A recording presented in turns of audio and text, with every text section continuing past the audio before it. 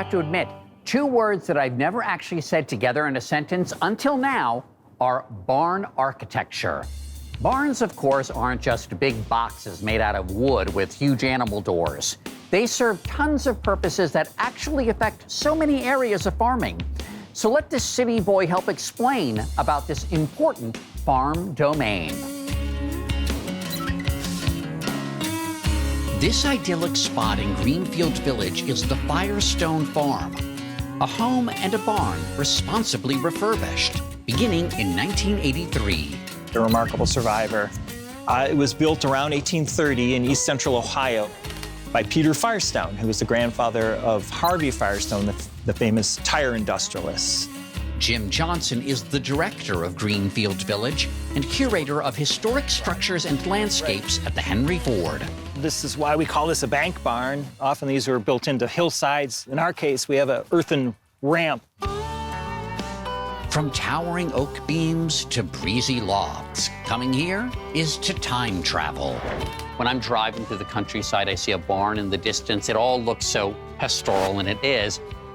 But there's a lot going on inside of that barn if it's working. Right, absolutely. And what you're seeing mostly in the countryside today, if it's an old barn, it's an obsolete building. It can no longer really cohabitate with modern agriculture for different things that are needed.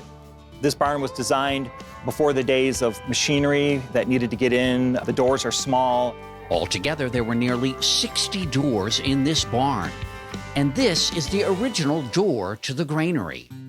This barn and the farm that was around it, what was it growing? What was it housing? What was going on there?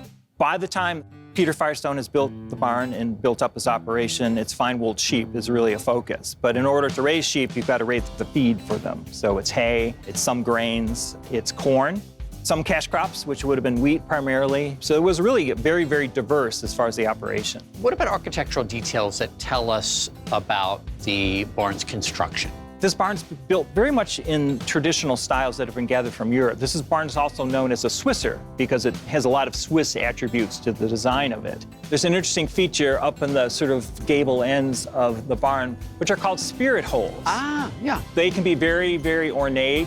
It was just a traditional building technique that you see across the time period.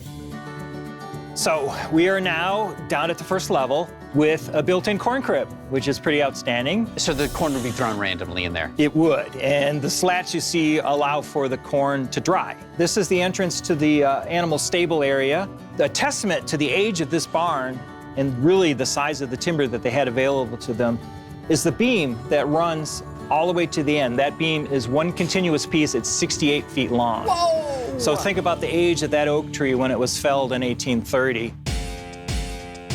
And while it was hard work living on a farm, no doubt there was also some fun. You know, teenagers back then, what their favorite show was?